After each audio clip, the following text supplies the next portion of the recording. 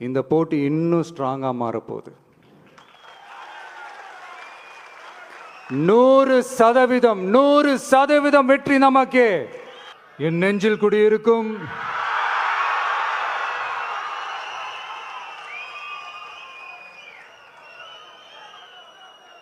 என்னுடைய தோழர்களுக்கும் தோழிகளுக்கும் தமிழக மக்களுக்கும் என்னுடைய வணக்கம். நம்ம குடும்ப உறவுகளை இழந்ததுனால சொல்ல முடியாத வேதனையிலும் வலியிலும் இவ்வளோ நாளாக இருந்தோம்.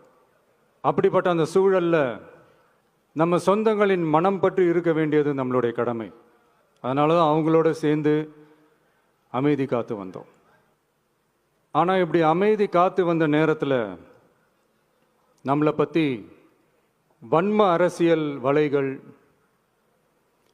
அர்த்தமற்ற அவதூறுகள்னு இந்த மாதிரி நிறையா விஷயங்கள் நம்மளை பற்றி பின்னப்பட்டன, பரப்பப்பட்டன. இது எல்லாமே சட்டம் மற்றும் சத்தியத்தின் துணை கொண்டு துடைத்து எறிய தான் போகிறோம்.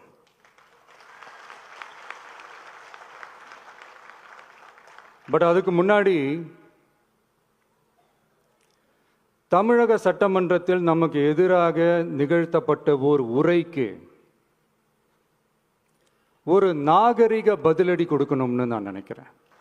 அரசியல் செய்ய விருப்பமில்லை, அரசியல் செய்ய விருப்பமில்லைன்னு அடிக்கடி சொல்ற முதல்வர் நம்மளை குறிப்பிட்டு பல்வேறு அவதூறுகளை பதிவு செய்வதன் வாயிலாக பெருந்தன்மையை பேரளவில் மட்டுமே பேசும் முதல்வர் 15/10/2025 அன்னைக்கு தமிழக சட்டமன்றத்தில் நமக்கு எதிராக பேசிய பேச்சில் எவ்வளவு வன்மத்தை கக்கியுள்ளார் என்பதையும், எப்படிப்பட்ட ஒரு அரசியல் செய்ய முயல்கிறார் என்பதையும் தமிழக மக்கள் உணராமலா இருப்பாங்க. இந்த கரூரோட சேர்ந்து இந்த 5-6 மாவட்டத்துக்கு இந்த மக்கள் சந்திப்பு நிகழ்ச்சிகள்லாம் நடத்தியிருக்கிறோம், போயிருக்கிறோம். அங்கெல்லாம் இந்த லாஸ்ட் மினிட் வரைக்கும் எங்களுக்கு அந்த இடம் கொடுப்பாங்களா மாட்டாங்களா, பெர்மிஷன் தருவாங்களா மாட்டாங்களா, இப்படியே இழுத்து அடிச்சுக்கிட்டு இருப்பாங்க. தான் நாகப்பட்டினத்தில் சொன்னது மாதிரி தான். நாங்கள் ஒரு இடம் செலக்ட் பண்ணி கேட்போம், மக்கள் நல்லா ஸ்பேஷியஸாக நின்று பார்க்குற மாதிரி. பட் அவங்க அதையெல்லாம் ரிஜெக்ட் பண்ணிவிட்டு மக்கள் நெருக்கடியோடு நின்று பார்க்குற மாதிரி ஒரு இடத்த செலக்ட் பண்ணி எங்களுக்கு கொடுப்பாங்க. இது டிஃபால்ட்டாக எல்லா இடத்துலையும் இந்த ஒரு ஆர்கியூமெண்ட் நடந்துட்டுருக்குன்னு வைங்க.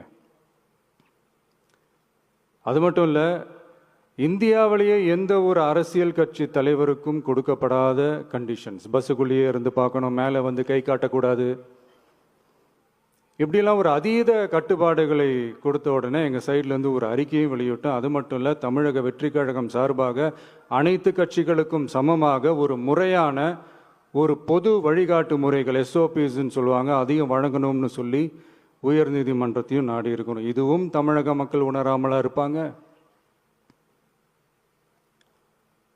இப்படி ஒரு அரசியல் காழ்ப்புடன், நேர்மை திறனற்று நம்மளை பற்றி குற்றம் சாட்டியுள்ள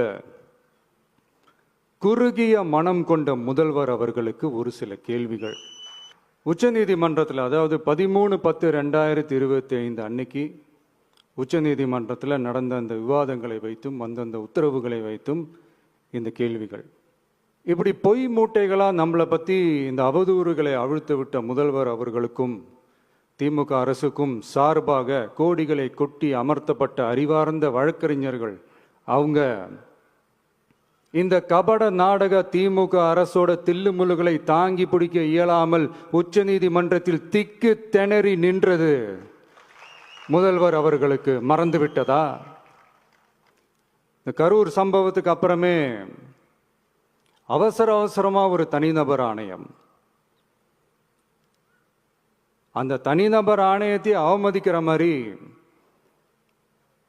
அரசு உயர் அதிகாரிகள், காவல்துறை உயர் அதிகாரிகள் எல்லாருமே நம்மளை பற்றி ஃபுல்லாக இந்த அவதூறுகள் பரப்பி ஒரு செய்தியாளர்கள் சந்திப்பு அவசரமாக.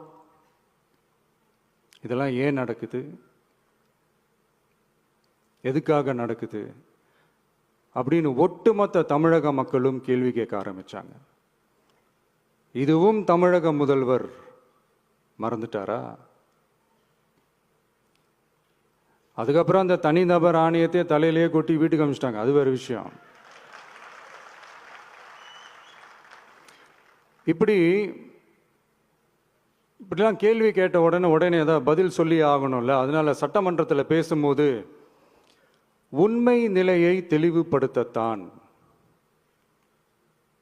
அப்படின்னு ஏதோ இந்த சட்ட ரீதியாகவும் சத்தியத்திற்காகவும் நடந்தது போல ஏதோ சாமர்த்தியமாக பேசுறதா நினச்சி பேசியிருக்காங்க.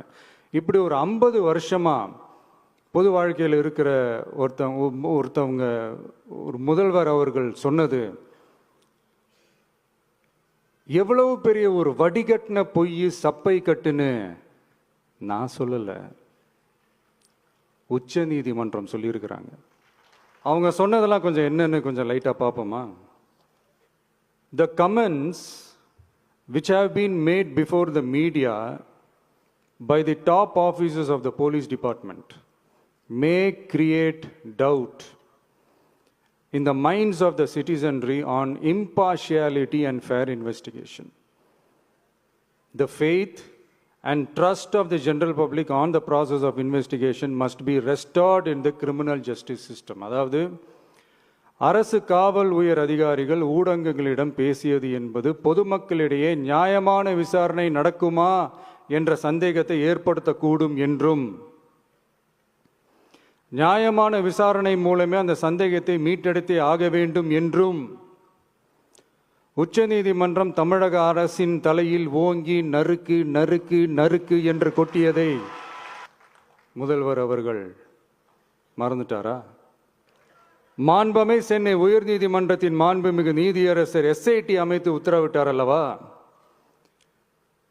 அந்த உத்தரவை ஏதோ சட்டத்தின் மீதும் நீதி பரிபாலனத்தின் மீதும் மரியாதை கொண்டவர்கள் போல ஒரு நாடகத்தனமான கொண்டாட்டத்தை திமுகவிற்கு ஒத்து ஊதுவோரும் நடத்தி கூத்தாடி குதூளித்தனர் அல்லவா? தாவேகாவிற்கு எதிராகவும் நமக்கு எதிராகவும் உயர்நீதிமன்ற மாண்புமிகு நீதியரசர் தீர்ப்பளித்து விட்டதாக விதந்தோதி விழா எடுத்தனர் அல்லவா? அந்த உத்தரவை குறித்து சொல்லும்போது எந்த ஆவணத்தின் அடிப்படையில் அந்த உத்தரவு அமைக்கப்பட்டது? நான் கேட்கல, உச்சநீதிமன்றம் கேட்டிருக்கிறாங்க.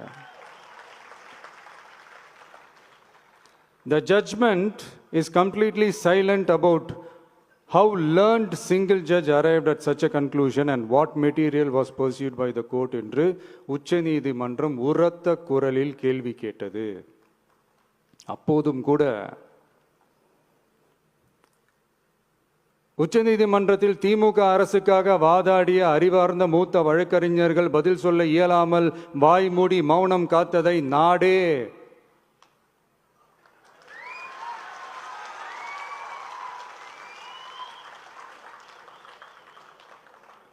பார்த்ததல்லவா? இதையும் முதல்வர் அவர்கள் மறந்துட்டாரா?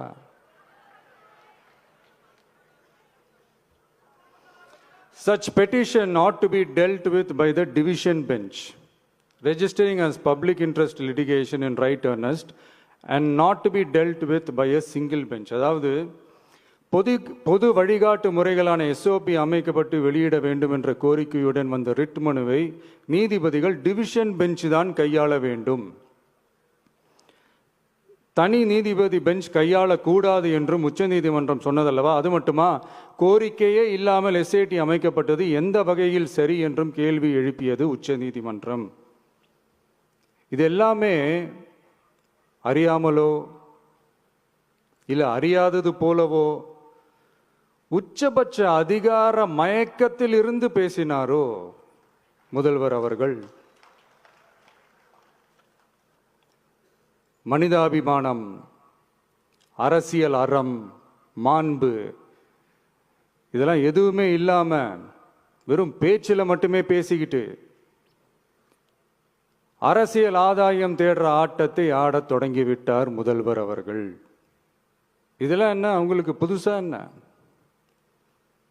1969க்கு அப்புறமே எப்போ கட்சி அவங்க கைக்கு வந்ததோ, இன்னும் குறிப்பாக சொல்லணும்னா 1972க்கு அப்புறம் கேள்வி கேட்க ஆளே இல்லாமல் போச்சுல்ல. அதுக்கப்புறமே இந்த திமுக தலைமை இப்படி தானே இருக்குது. இப்போ நாங்கள் கேட்டோமே இந்த சில கேள்விகள்லாம், இதெல்லாம் நான் கேட்கல, சுப்ரீம் கோர்ட் கேட்டிருக்கு. இதனால என்ன புரிய வருது? இந்த கவர்மெண்ட் நடத்துகிற அந்த விசாரணை மேலே சந்தேகம் ஏற்படுதுன்னா அதுக்கு என்ன அர்த்தம்? உங்கள் மேலே நம்பிக்கை இல்லைன்னு அர்த்தம். இதெல்லாம் ஏன் எதுக்காகன்னு முதல்வர் அவர்களுக்கு புரியுதா? சுப்ரீம் கோர்ட் சொன்னதோட மட்டும் இல்லை, நிஜத்திலும் இன்னைக்கு மக்களுக்கு இந்த கவர்மெண்ட் மேலே இருக்கிற நம்பிக்கை மொத்தமாக மண்ணுக்குள் புதைந்து விட்டது. இதுவாவது முதல்வர் அவர்களுக்கு புரியுதா? புரியலனா 2026 தேர்தலில்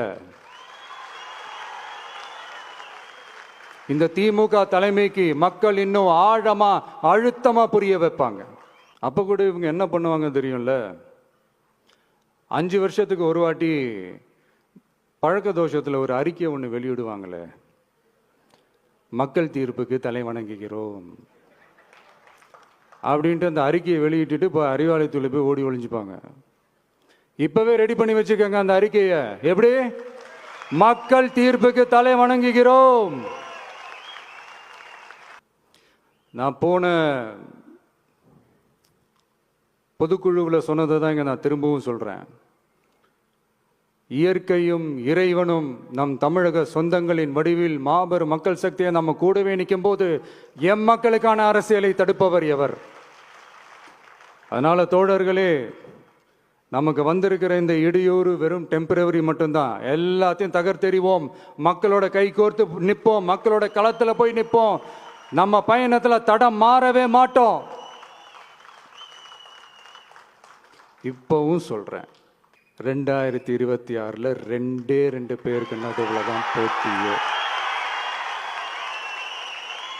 ஒன்று, இன்னொன்று,